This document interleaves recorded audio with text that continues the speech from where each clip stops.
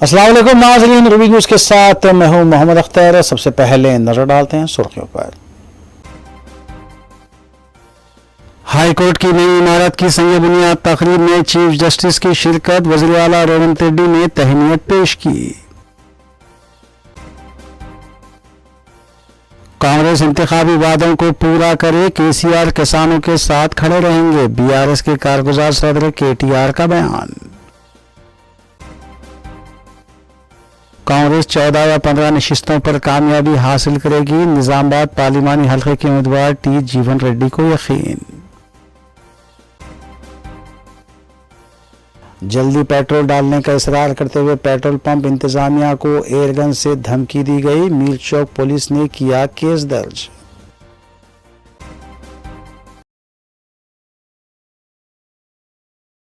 अब खबरें तफसील से। वज़ीर आला रेवंत रेड्डी ने आज ताज फलकनुमा होटल पहुंचकर chief justice of India DY Chandrachud से मुलाकात की और तहनीत पेश की। चीफ जस्टिस रियासती हाई कोर्ट की नई इमारत की संग बुनियाद तकरीब में शिरकत के लिए हैदराबाद आए हुए हैं। चीफ जस्टिस चंद्रचूड़ और हाई कोर्ट के चीफ जस्टिस आलोक आराधे ने संग बुनियाद तकरीब में शिरकत की थी। हाई कोर्ट की नई इमारत राजेंद्र नगर में तामीर की जा रही है।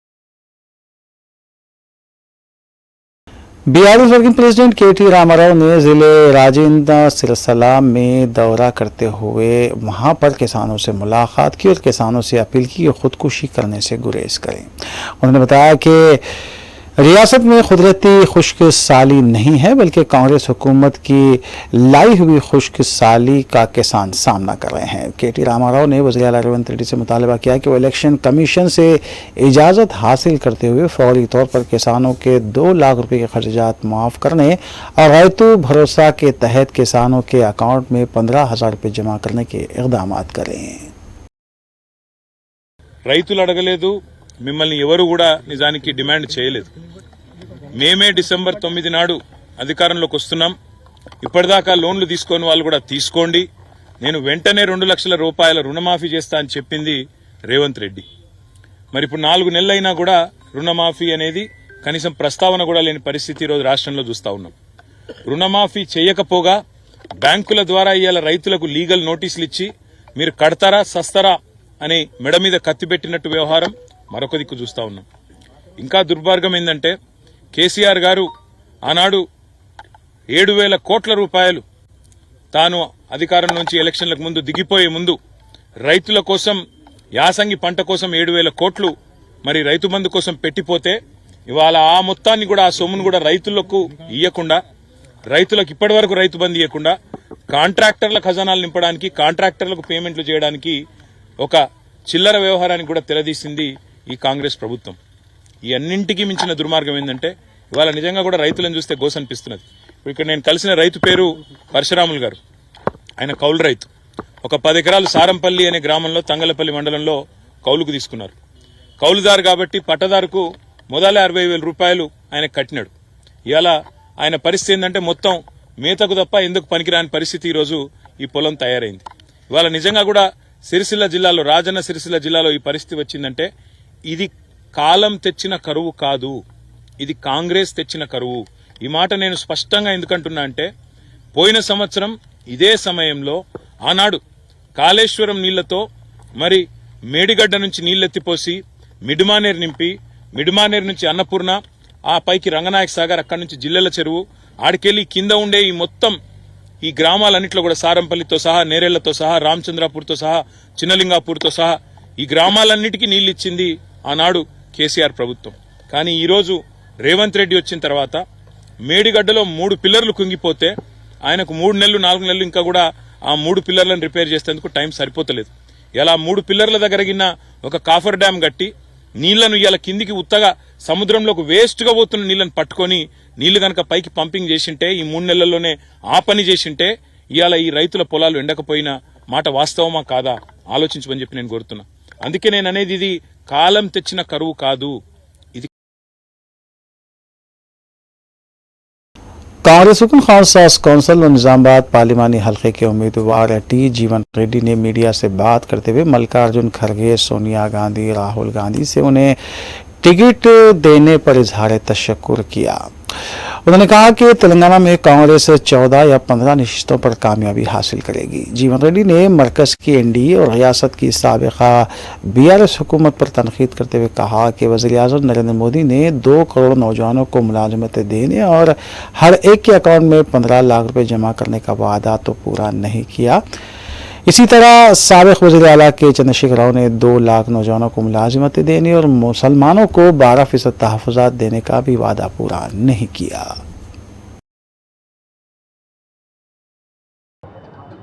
ఉద్యమ పార్టీగా ఆరంభింపబడ్డ బీఆర్ఎస్ పార్టీ నిజంగానే ఉద్యమ చరిత్రని పేర్కొంటేనే ఇవాళ 10 సంవత్సరాల కాలంలో కనుమరుగైపోతుందని చెప్పి అంటున్నాను. 10 సంవత్సరాల కాలంలో కనుమరుగైపోతుందని చెప్పి అంటున్నా. ఆశ్చర్యం ఎందుకు? కేవలం కేసీఆర్ యొక్క స్వార్థపూర్త రాజకీయాలని చెప్పండి. ఇలా కాంగ్రెస్ పార్టీ త్యాగాల చరిత్రతో నిలబడ్డ పార్టీ కాంగ్రెస్ పార్టీ అని చెప్పంటారు. త్యాగాల చరిత్రతో నిలబడ్డటువంటి ఒక పార్టీ కాంగ్రెస్ పార్టీ అని చెప్పంటారు. మేము కేవలం ఆ త్యాగాలను చూసి ఓటు ఇవ్వమని చెప్పి అడగబోవటం లేదు అని చెప్పి అంటున్నాం. మా పనితనం కూడా చూడండి అని చెప్పిన మా పనితనం కూడా చూడండి అని చెప్పి అంటున్నాం. మా పనితనం కూడా చూడండి చెప్పి అంటున్నాయి. ఇటు రైతాంగానికి సంబంధించిన సమస్యల పట్లే కానివ్వండి, గ్రామీణ ప్రాంత నిరుపేద వర్గాలు, దళితులు, బలహీన వర్గాలు, మహిళలు, ఆడబిడ్డల సంక్షేమమే కానివ్వండి, ఇవాళ అల్పసంఖ్యాక వర్గాలు, ముస్లిం క్రైస్తవ సోదరులు కానివ్వండి కాక ఒక లౌకిక వాదాన్ని కట్టుబడి ఉన్నటువంటి ఒక రాజకీయ పార్టీకి ఏదైతుందో కాంగ్రెస్ పార్టీ యావత్ భారత ప్రజల విశ్వాసాన్ని పొందబోయే విధంగా ఏదైతుందో ఇవాళ మా కార్యక్రమం రూపొందించమని చెప్పండి. రేపు రాబోయేటువంటి ఎన్నికలు ఒక ప్రజాస్వామ్యానికే ఇది ఒక పరీక్ష లాంటిదని చెప్పంటాం. ఇలా భారత ప్రజాస్వామ్యానికి ఇది ఒక పరీక్ష లాంటిదని చెప్పంటాను. ఈ భారత ప్రజాస్వామ్యం ఏదైతుందో మనుగడ కొనసాగబడాలని చెప్పంటే వీళ్ళు జాతీయ స్థాయిలో ఇండియా కూటమి అధికారం రావాల్సినటువంటి ఒక ఆవశ్యకత ఉన్నది. భారత ప్రజాస్వామ్య మనుగడకే ఇది ప్రశ్నార్థకం అంటూ నేను మనం గమనిస్తున్న మన పత్రికలో చెప్పండి. ఒక ఎంపీ మాట్లాడతాడు, మాకు 400 సీట్లు వస్తే ఏదైతుందో మేము భారత రాజ్యాంగాన్ని మార్చేస్తామని చెప్పట్టాడే. ఒక పార్లమెంట్ సభ్యుడు ఏదైతుందో నేను భారత రాజ్యాంగాన్ని మార్చేస్తా అని చెప్పంటే మరి ఆ రాజకీయ పార్టీ అధినేత ఏదైతుందో దాన్ని ఖండించద్దే. నువ్వు ఎందుకు ఖండిస్తలేవని చెప్పంటున్నా. నేను ఇక వాస్తవం చెప్పంటున్నా. ఈ ఎన్నిక ఎందుకు ప్రజాస్వామ్యం మనుగడ అదే ఇవి మనం ఇది దీనికి ప్రశ్నార్థం కాబోతుందని చెప్పంటే తప్పిపోయి గట్టగా మళ్ళీ బీజేపీ అధికారానికి వస్తే ఇవాళ ఏదైతే దళితులు, బలహీన వర్గాలకు అండగా నిలిచేటువంటి భారత రాజ్యాంగానికే ఇవాళ మార్పు అనేది ఏదైతుందో ఇవాళ మన అభివృద్ధి సంక్షేమాలకు ఇవాళ మనకు ఏదైతుందో మరి ఎదురు దెబ్బ తగలబోతుంది. ఇవాళ రిజర్వేషన్లపై ఏదైతుందో ఇవాళ రాజకీయ ఆలోచన ఏది కొనసాగుతుందని చెప్పంటున్నాను. ఇవాళ సామాజిక వెనుకబాటుతానికి గురవుతున్నట్టుగా దళితులు, బలహీన వర్గాలకు అండగా నిలబడగలిగే విధంగా ఏదైతుందో భారత రాజ్యాంగం కొన్ని హక్కులు కల్పించింది. ఆ హక్కులను అమలు చేయబడే విధంగా కాంగ్రెస్ పార్టీ ఏదైతుందో ఆ బాటలో నడిచింది. బాబాసాహెబ్ అంబేద్కర్ గారు చూపిన బాటలో కాంగ్రెస్ పార్టీ నడిచిందని చెప్పండి.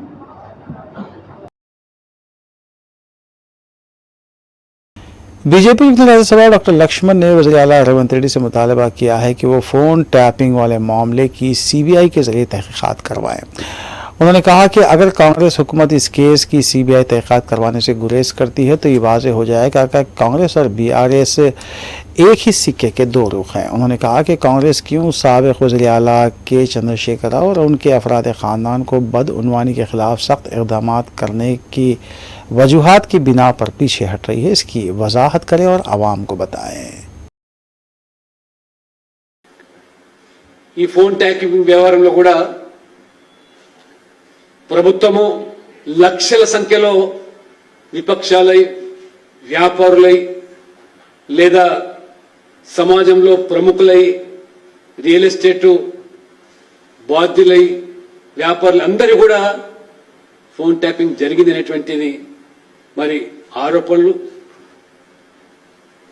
ఒకవైపు పోలీసులేమో ప్రభుత్వం చెప్పితే చేశామని,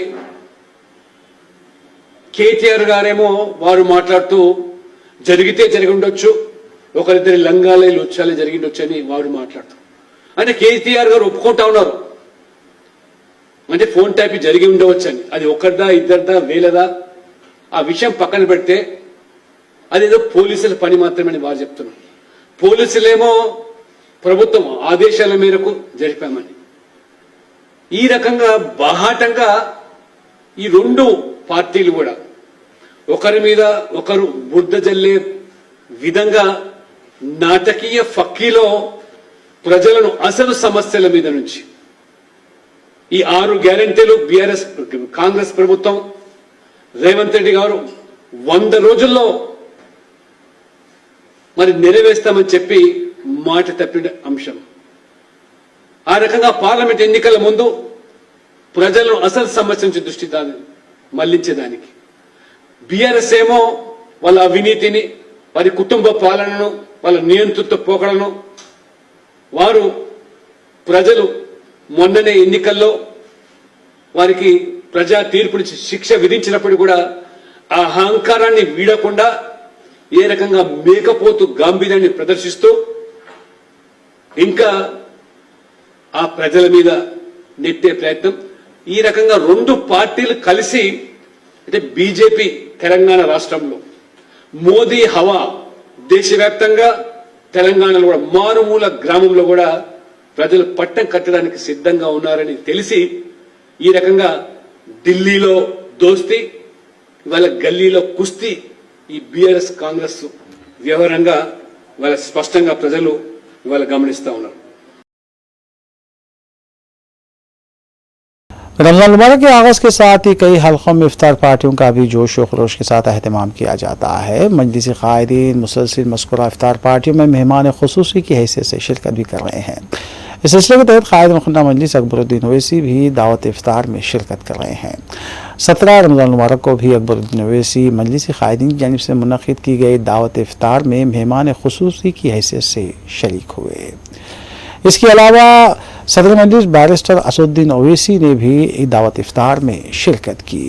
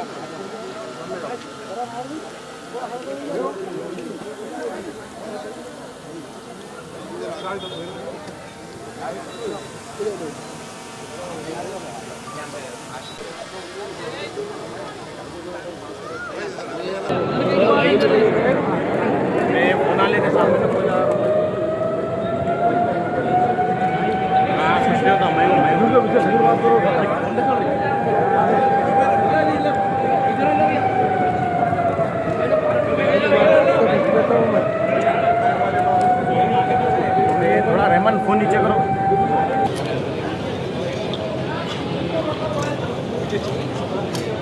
ए नक्करो नक्करो ए बाहर ले ले फोटो बाहर ले ले।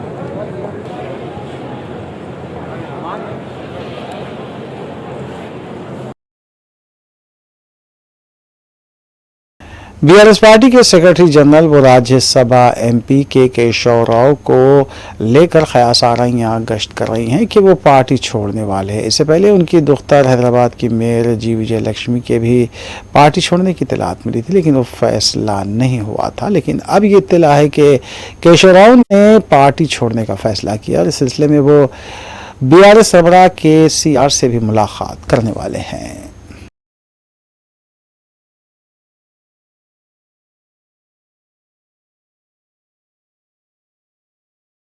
बीआरएस पार्टी के लीडर एम कृषांक ने कहा है कि आज मुल्क में नरेंद्र मोदी हुकूमत के पास दिखाने के लिए कुछ नहीं है, लेकिन मुल्क में हर तरफ ईडी के दावे किए जा रहे हैं।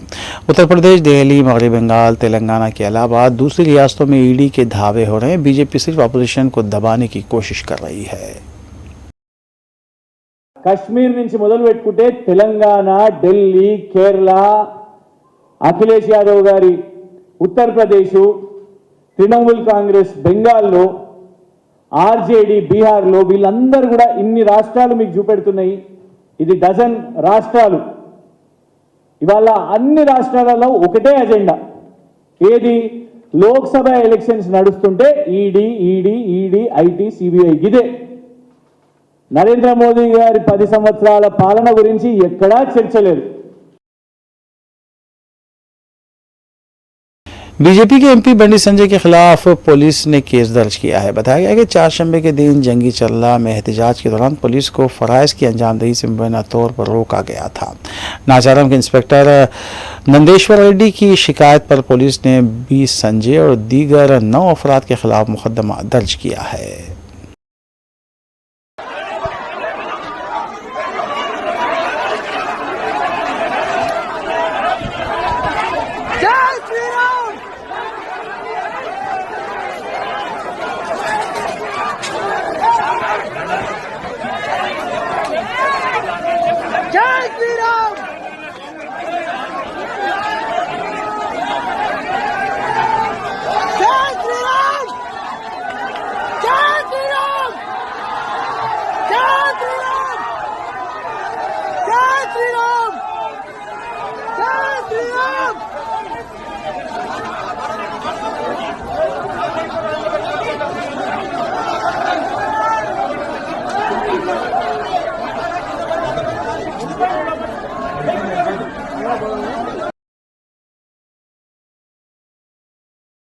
बीजेपी के गोशामहल के एमएलए राजा सिंह को जंगी चल्ला जाने से रोक दिया गया। ज़राए के मुताबिक राजा सिंह ने हालिया तशद्दुद से मुतासरा जंगी चल्ला जाने का ऐलान किया था और जब बीजेपी के एमएलए घर से निकल रहे थे तब पुलिस ने उन्हें रोक दिया।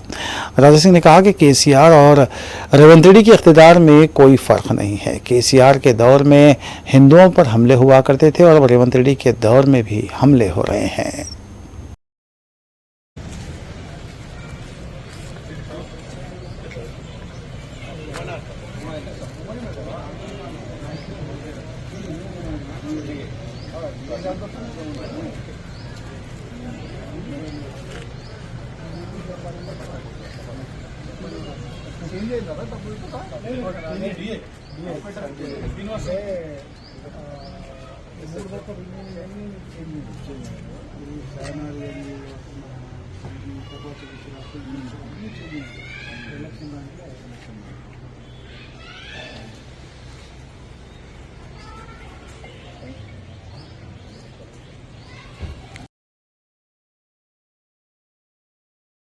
कामारेड्डी की पुलिस स्टेशन में नशे की हालत में एक शख्स ने हलचल मचा दी। तफसीलात के मुताबिक चारशंबे की रात नशे की हालत में रवि का उसके माँ बाप के साथ झगड़ा हुआ था और जब रवि को पुलिस स्टेशन बुलाया गया तो उसने तेज़ धारी वाले हथियार से एसआई प्रभाकर और कांस्टेबल रामलू के अलावा ड्राइवर पर हमला कर दिया।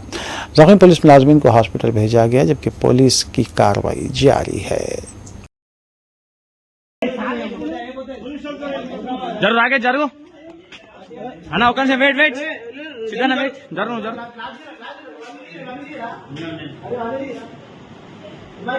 లంజోడుకు అమ్మ మొత్తం వాళ్ళని లంజోడుకు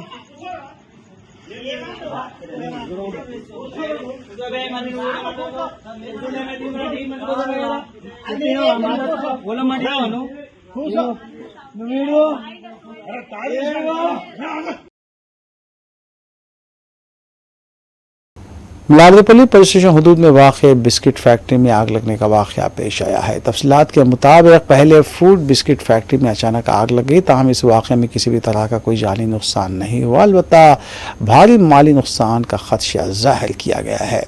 बिस्किट तैयार करने वाले मशीन और दूसरे सामान को आग लगने से तकरीबन नुकसान पहुँचा है।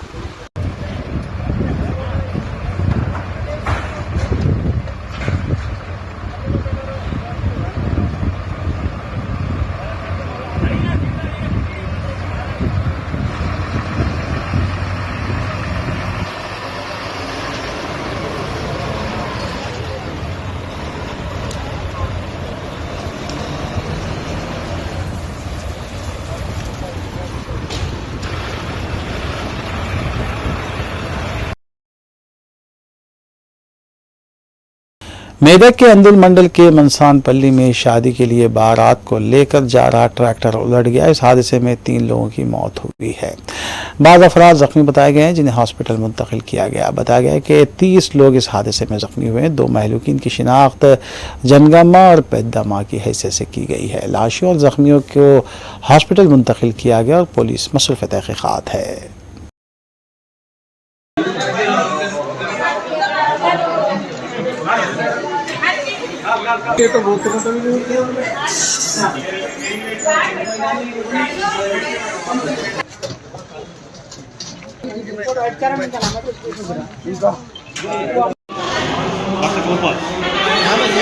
ఏం పేరమ్మా మీది?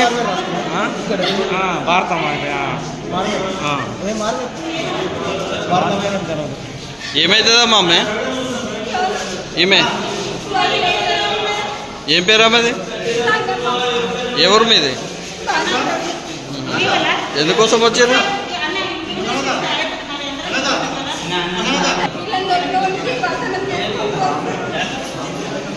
ఎంతమంది ఉన్నామా? నువ్వు కూడా ఉన్నావు వాళ్ళని?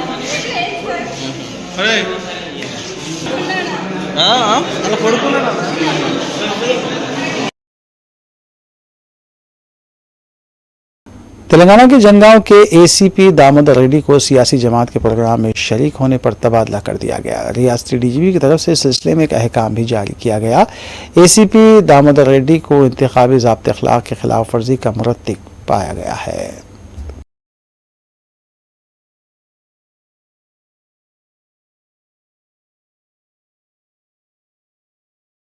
मीरचौक पश्चिमी हदूद के एतबार चौक के पास पेट्रोल बैंक इंतजामिया को एयरगन से धमकाने का वाक़या मंजर आम पर आया है। तफसीलात के मुताबिक 2 व्हीलर पर आए नामालूम अफराद कतार में खड़े होने के बजाय दरमियान में आकर पेट्रोल डालने पर इसरार करने लगे। इस दौरान पेट्रोल पंप इंतजामिया और मुलाजिम से बहस तकरार की।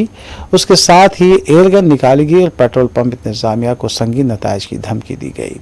कुछ ही देर में 2 बाइक सवार फरार हो गए। शिकायत मिलने पर मीरचौक पुलिस ने केस दर्ज किया है। ज़राए के मुताबिक मुलज़िमीन की शिनाख्त कर ली गई है और मुलज़िमीन की गिरफ्तारी के लिए धावे भी किए गए हैं।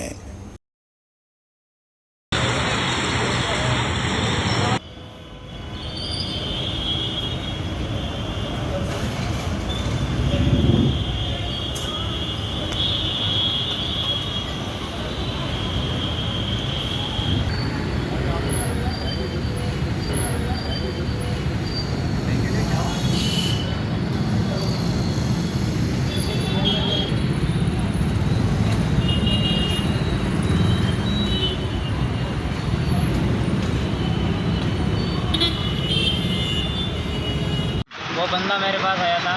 मैं किसी मतलब हमारा कस्टमर है अंकल, उनको पेट्रोल डाल रहा था। इस टाइम वो मेरे पास में आकर वो गन मतलब हाथ लगा के उसको गन को बार बार मतलब गन को मैं पेट्रोल डाल रहा था, उस गन को बार बार उसको टच कर रहा था। तो मैंने उसको बोला भैया ये रूल के खिलाफ है हमारे। आखिर में सुर्खियां एक बार फिर। हाई कोर्ट की नई इमारत की संग बुनियाद तकरीब में चीफ जस्टिस की शिरकत। वज़ीर आला रेवंत रेड्डी ने तहनीत पेश की। कांग्रेस इंतखाबी वादों को पूरा करे, केसीआर किसानों के साथ खड़े रहेंगे। बीआरएस के कारगुजार सदर केटीआर का बयान। कांग्रेस 14 या 15 नशिस्तों पर कामयाबी हासिल करेगी। निजामाबाद पार्लिमानी हल्के के उम्मीदवार टी जीवन रेड्डी को यकीन। जल्दी पेट्रोल डालने का इसरार करते हुए पेट्रोल पंप इंतजामिया को एयरगन से धमकी दी गई। मीरचौक पुलिस ने किया केस दर्ज।